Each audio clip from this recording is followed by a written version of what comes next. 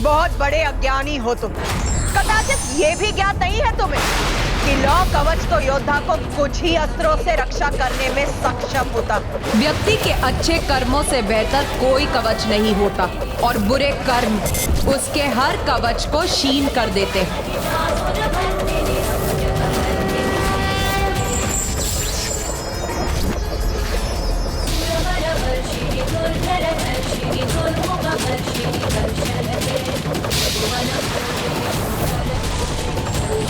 किंतु स्वर्ण आभूषण मंगल और शक्ति के प्रतीक, और ये शक्ति तब तक स्थिर रहती है जब तक स्वर्ण के प्रति कोई मोह या लोभ न जागृत हो। क्योंकि मंगल और शक्ति का सुदृढ़ कवच जिसके पास भी होता है, उसे किसी भी अन्य कवच की आवश्यकता नहीं होती। लाल वस्त्रों का ये सौंदर्य धारण कर तुम ये कह रही हो कि तुम्हें किसी कवच की आवश्यकता नहीं। किंतु तुम भूल रही हो नारी कि युद्ध भूमि में लाल वस्त्र पहनकर नहीं आया जाता। वस्त्र तो यहाँ लाल होते हैं शत्रुओं के लहू से।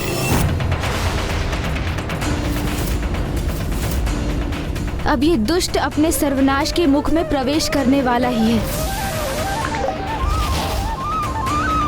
क्योंकि इसके पाप का घट अब भरकर छलकने ही वाला है, जो इसे मृत्यु की ओर अग्रसर करेगा। जिस लाल रंग का तुम उपहास कर रहे हो, वही लाल रंग क्रियाशीलता, सृजनात्मकता का प्रतीक। वही लाल रंग जन, सुख और समृद्धि का कारक। तो वही लाल रंग मृत्यु का भी कारक। आरंभ और अंत दोनों लाल रंग से ही होते हैं।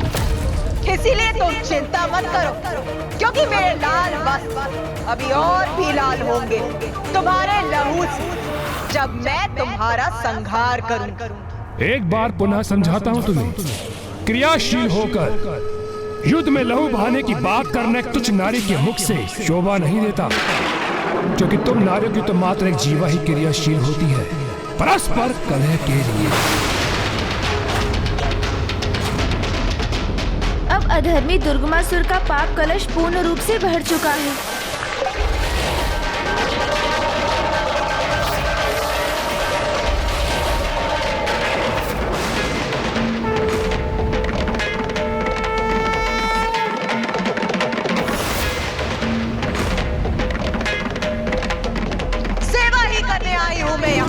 धर्म और नियति की सेवा, तुम जैसे पापी का नाश कर।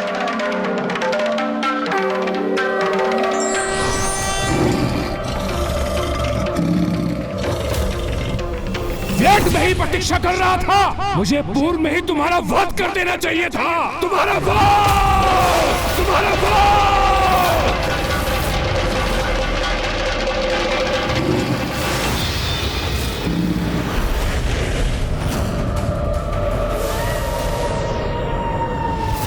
ये कैसा शेष स्वरूप दिखाई दे रहा है इस दुष्ट दुर्गमासुर का। अधर्म देवराज, अधर्म और पापों का अंधकार है ये, जिससे सभी को दूर रहना चाहिए। किंतु उस दुष्ट ने तो संपूर्ण जीवन पाप कर्मों को अपना आभूषण माना है। दुराचार करने की प्रवृत्ति को वस्त्र के समान धारण किया। इसलिए अब इसके पापों की गागर फूटने पर ये उसके अंतर की कालिमा ही है, जो उसके स्याह स्वरूप से हमारे समक्ष प्रकट हुई है। क्या हुआ? प्रतीत होता है मेरे वास्तविक शक्तिशाली स्वरूप के दर्शन पाकर स्तब्ध रह गई ना? चलो साहस जुटाओ, युद्ध करो मुझसे, मुझे परास्त करो। और यदि ऐसा करने में असमर्थ हो तो जाओ, लौट जाओ अपनी दुर्बल देव सेना को साथ लेकर, जो युद्ध करने के स्थान पर तुम्हारे पीछे एकमात्र मूक दर्शक बन के खड़े हैं।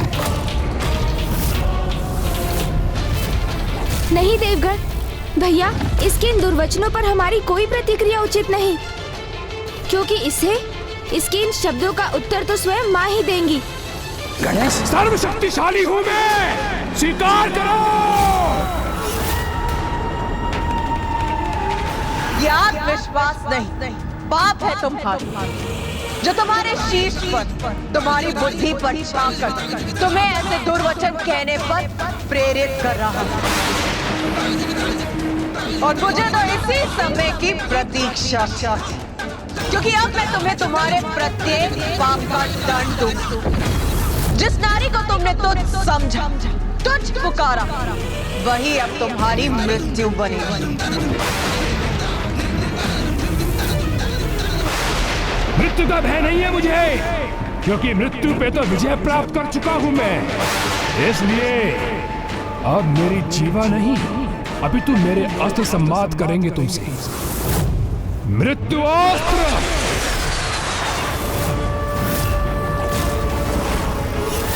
लो मेरे इस प्रहार को संभालो।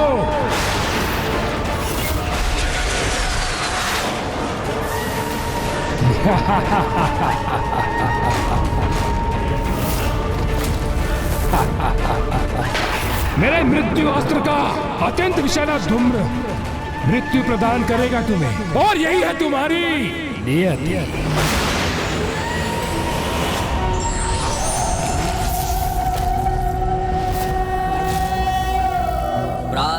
महाविद्या माता धूमावती कलिकया जापमाला जयंती मध्याह्ने प्रौढ़रूपा विकसित वदना चारुनेत्रा निशायां संध्यायां तृप्तरूपा गलित कुचयुगा मुंडमालां वहन्ति स देवी देवदेवी त्रिभुवन जननी कालो कपातु युष्मा।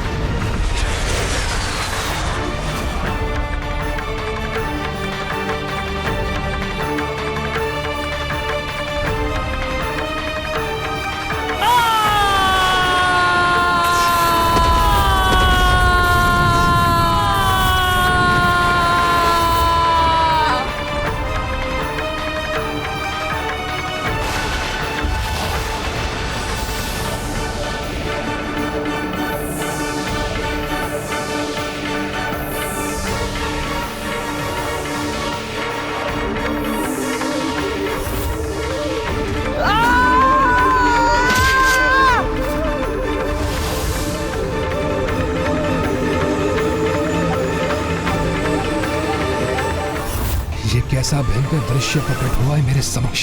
ये सत्य नहीं हो सकता।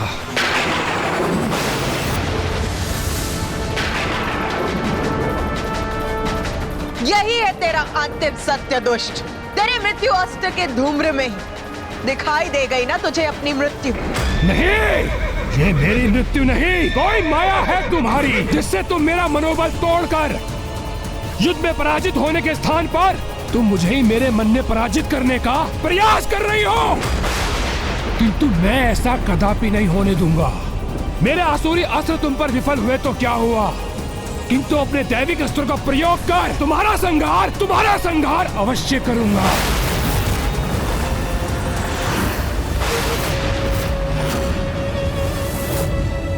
वायु अस्त्र, अग्नि अस्त्र,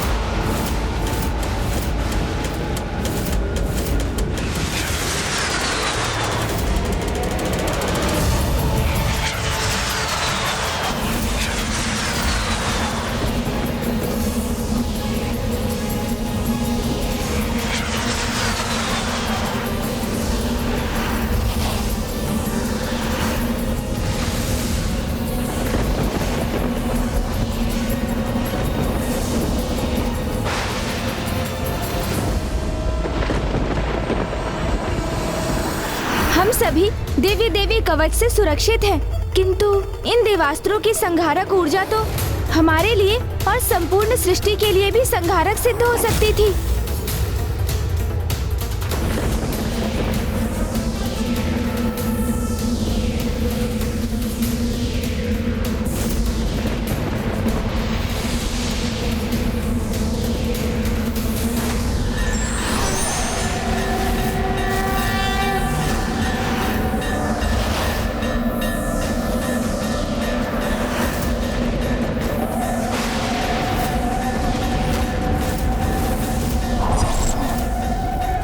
ज्वाला देवी अर्थात अग्नि और ताप की देवी। माता काली तो ऊर्जा के समस्त स्रोतों की नियंत्रक है।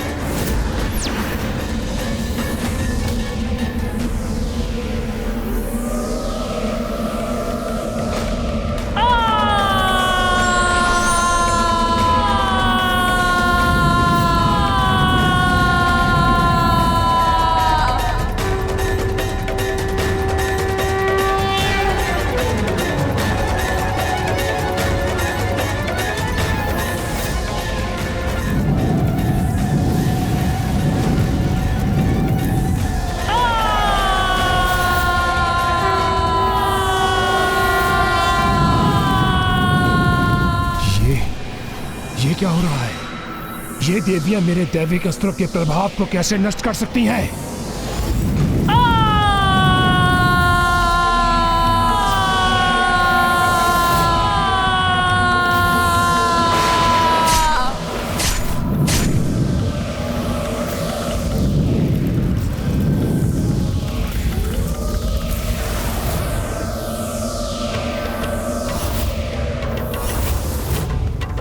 ये तो माता ज्वाला ही है जो अग्नि अस्त्र को अपने उदर में समाहित कर उसे शांत कर सकती है।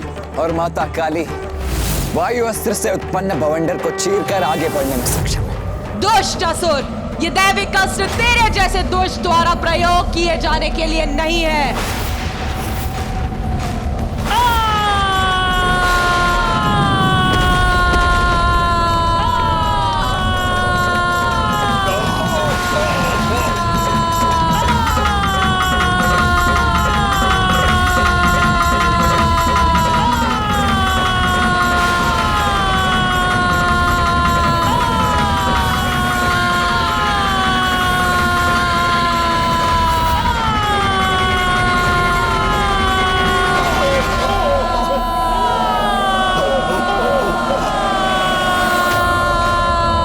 मेरी असुरी ढाल मेरा कवच बनकर मेरी रक्षा करेगी।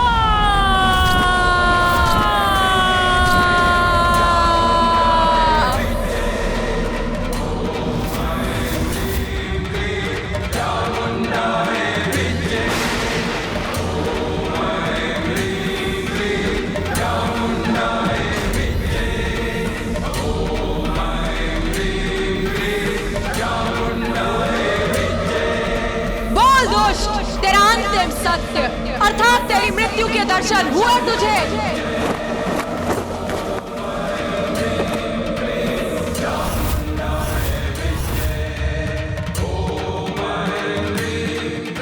ये थी वायु की वास्तविक शक्ति।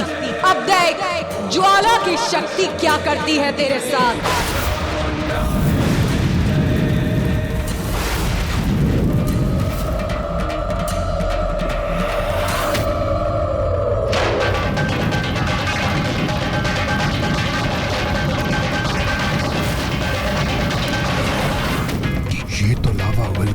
उसे मेरी ओर प्रवाहित कर रही है। इसके ताप को शांत करना होगा मुझे। वरुण अस्त्र।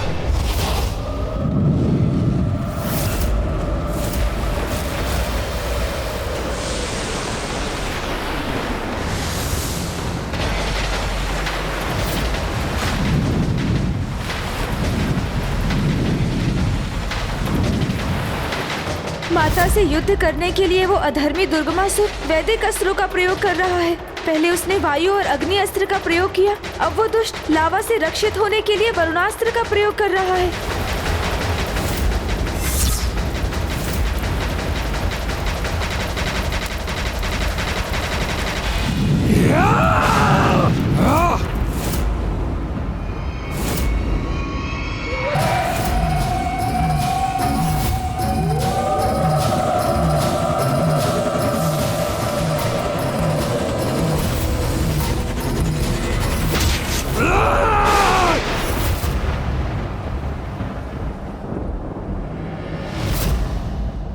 पुनः मुझे वो दृश्य क्यों दिखाई दिया? पहचान अपनी मृत्यु को मूर्ख, जो तेरे अंतिम सत्य के रूप में तेरी ओर बढ़ रही है।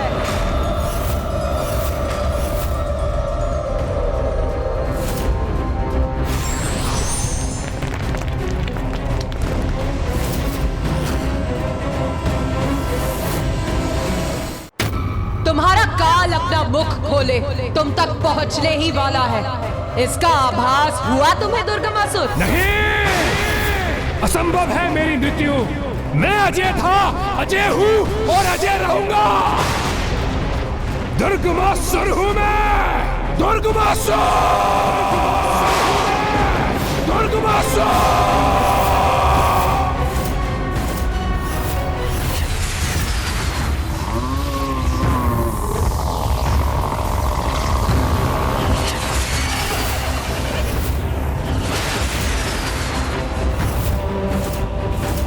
मेरे एक तो अस्त्रों से सुरक्षित होगी तुम देवी, किंतु मेरे समस्त दैविक अस्त्रों के प्रहार से स्वयं को नहीं बचा सकोगी।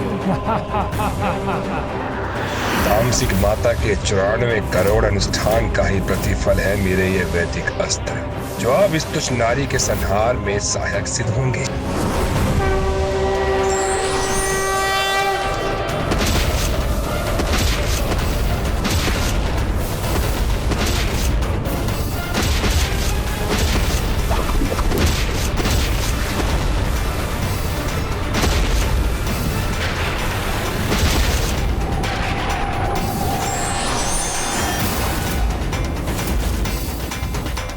विश्वास नहीं होता, इन 9 देवियों ने उत्पन्न होकर मेरे समस्त दैविक अस्त्र नष्ट कर दिए। तुम्हारा वध तो मैं अवश्य करूंगा, अपने दैविक अस्त्रों से नहीं तो अपने असुरी अस्त्रों से तुम्हारा वध अवश्य करूंगा मैं देवी, अवश्य करूंगा।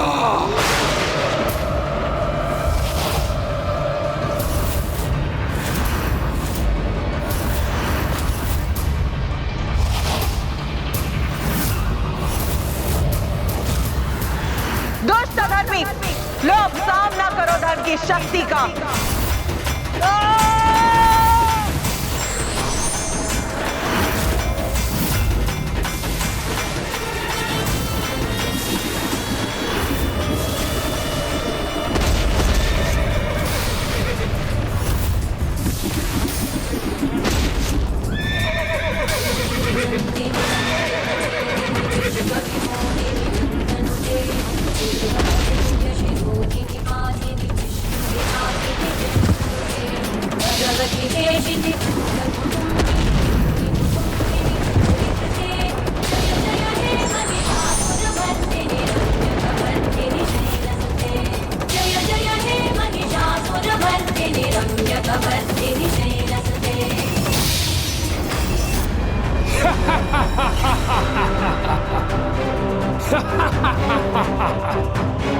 अजय हूं मैं, ये देवी एक तुच्छ नारी मेरा वध कदापि नहीं कर सकती।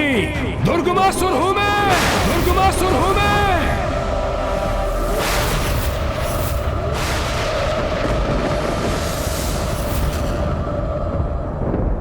ये क्या? मेरा शीश मेरे तन से विलग होकर नीचे गिरा हुआ है। क्या दुष्ट, अपनी मृत्यु दिखाई दी तुम्हें?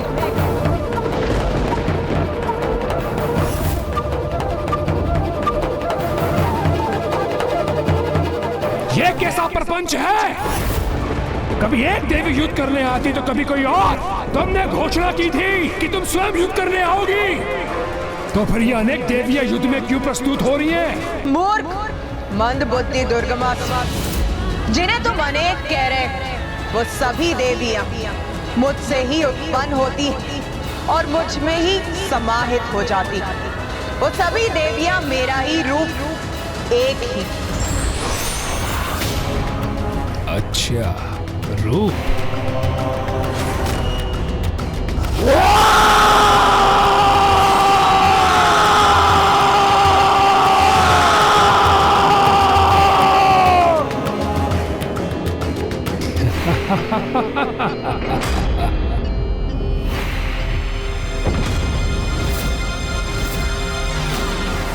मंद बुद्धि मैं नहीं, अपितु तुम हो देवी। इसे यह भ्रम है कि तुम दुर्गमासुर की मृत्यु बनोगी। स्मरण करो, मैंने क्या कहा था? दुर्गमासुर की मृत्यु दुर्गम ही नहीं, अपितु असंभव भी है।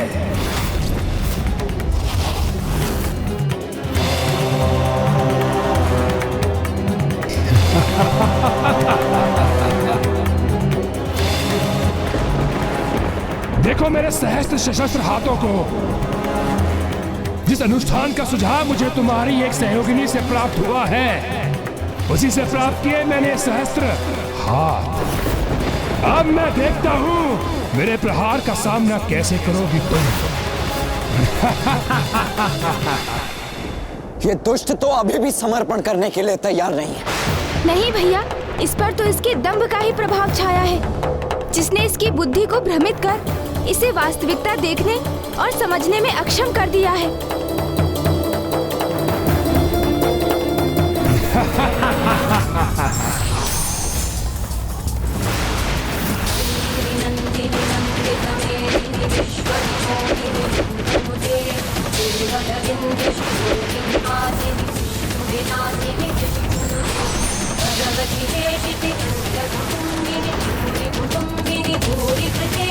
जय जय हे महिषासुरमर्दिनी रम्यकपर्दिनी शैलसुते। जय जय हे महिषासुरमर्दिनी रम्यकपर्दिनी शैलसुते।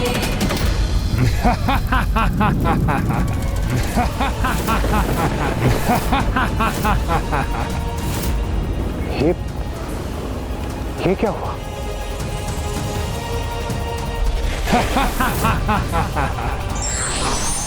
तुम कोई भी रूप धारण कर लो, मेरे अंगों को क्षति नहीं पहुंचा पाओगी। तुम्हारा कोई भी छल युक्त वार सफल नहीं होगा मुझ पर, नहीं होगा। ये क्या, माता के किसी भी बाण का प्रभाव इस दुर्गमासुर पर क्यों नहीं हुआ? ये कैसे हुआ? कैसे संभव है ये? इससे तो मैं भी अचंभित हूँ। ये कैसे संभव हुआ? देखा देवी, देखा मेरी अजय शक्ति का प्रदर्शन। स्वयं को देवी आदिशक्ति पुकारने वाली। ये तो उचित है कि तुम्हारे प्रत्यक्षदर्शी तुम्हारे साथ है। जो तुम्हारा विनाश देख उसकी गाथा गाएंगे, संसार को बताएंगे कि वो तुम्हें पूजने की भूल करते थे, क्योंकि तुम कोई महाशक्ति नहीं, अभी तो एक मात्र तुच्छ नारी हो। मैं दुर्गमासुर, ब्रह्मांड के सारे देवी देवताओं को पराजित करने वाला दुर्गमासुर, तुमसे भी कहीं अधिक शक्तिशाली हूं मैं। महाशक्तिशाली, महाज्ञानी, महापराक्रमी दुर्गमासुर हूं मैं।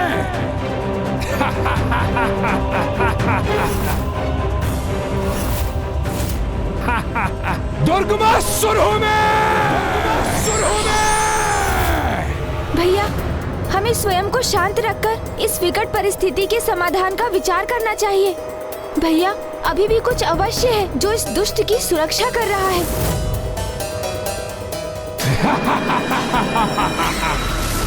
इसका ललाट, मेरी दिव्य दृष्टि से मुझे इसके ललाट पर वैसा ही तेज दिखाई दे रहा है जैसा तेज गायत्री माता के प्रभाव से दुष्ट अरुणासुर के ललाट पर भी था।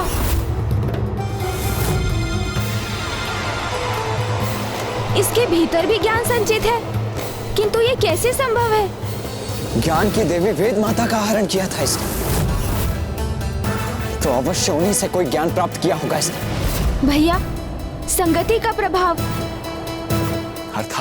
अर्थात ये भैया कि जैसे आप मेरी संगति में रहने के कारण इतने चतुर हो गए हैं कि आपने अपनी चतुराई से इसका रहस्य ज्ञात कर लिया, उसी प्रकार अवश्य वेद माता की संगति ही इसकी रक्षा का कारण बन रही है। उनके सानिध्य के कारण ही इसमें वेद का ज्ञान संचित हुआ है। वेद का ज्ञान? हाँ देवराज, इसलिए तो कहा जाता है कि अच्छी संगति में रहने का बहुत लाभ होता है, जिसका प्रत्यक्ष प्रमाण है ये दुष्ट असुर, जिसने ना चाहते हुए भी अच्छी संगति से ज्ञान तो अर्जित किया, किंतु उसका उपयोग ना कर सका, और तब भी वही ज्ञान इसकी रक्षा कर रहा है। माता को तो सब ज्ञात है, मुझे तो उनका ध्यान इस ओर आकृष्ट करने का माध्यम भर बनना है, जिसका एक ही उपाय है, उस मंत्र का उच्चारण जिसमें समस्त वेदों का सार निहित है।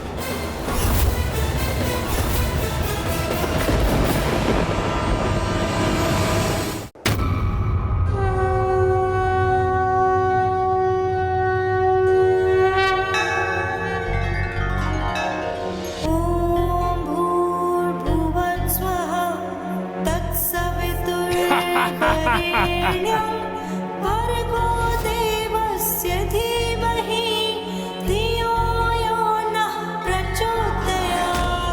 वेद माता का ज्ञान ही है जो इस असुर की रक्षा कर रहा है।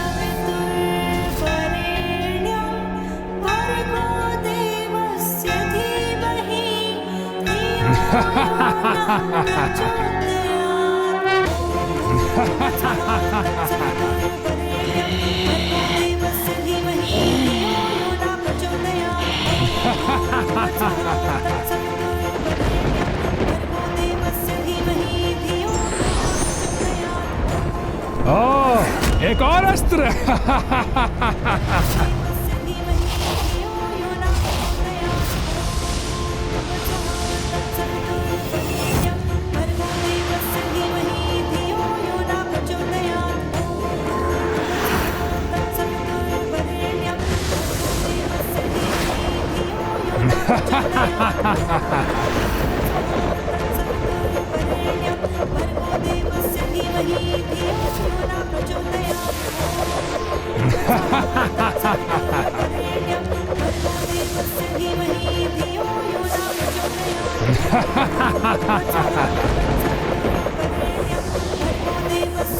इस चक्र की ध्वनित गति से मेरा मस्तिष्क भी अनियंत्रित हो रहा है।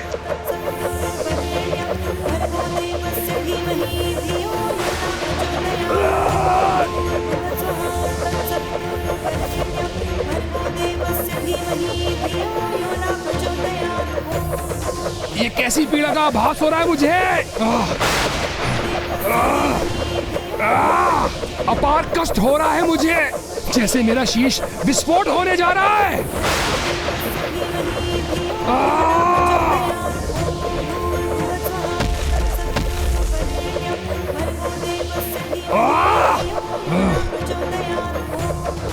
मेरे कर्ण से रक्त प्रवाहित हो रहा है।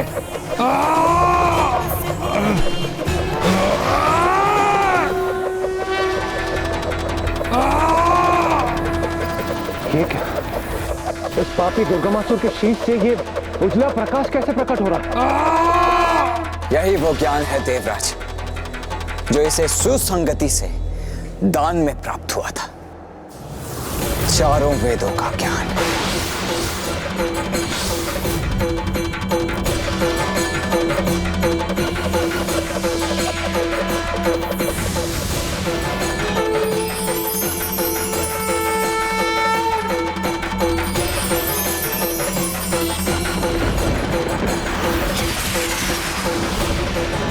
ये ऋग्वेद का ज्ञान उत्सर्जित हुआ, अब यजुर्वेद का ज्ञान।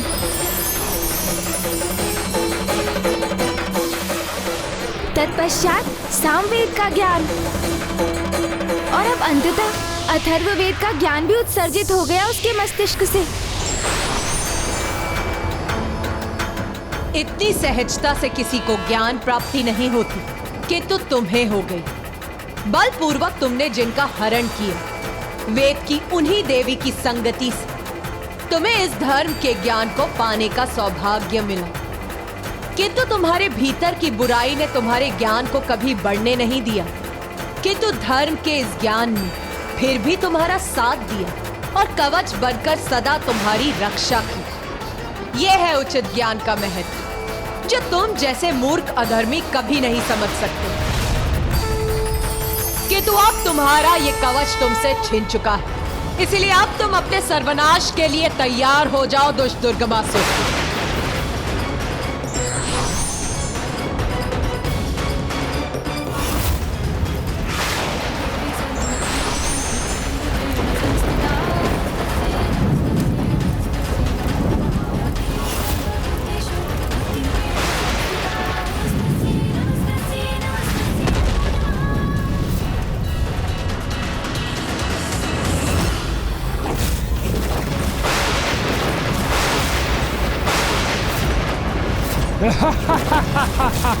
क्या तुम वास्तव में मान बैठी थी कि मेरी शक्ति का आधार वेद का ज्ञान था?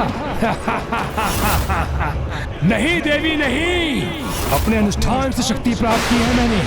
94 करोड़ वही अनुष्ठान देवी जो तुम्हारा पुत्र गणेश भी संपन्न होने से नहीं रोक सका था। क्यों देवी, सत्य कह रहा हूं ना मैं, सत्य। अपना विवश करूंगा मैं तामसिक माता को, और जो आज खोया है उसे पुनः प्राप्त करूंगा मैं।